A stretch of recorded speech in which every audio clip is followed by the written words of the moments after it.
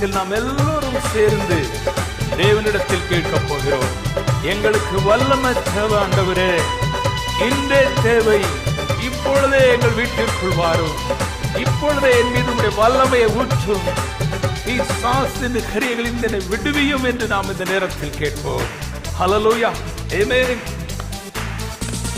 வல்லமை தேவை தேவா, வல்லமை தாரும் தேவா, இன்றே தேவை தேவா, இப்போ தாரும் தேவா.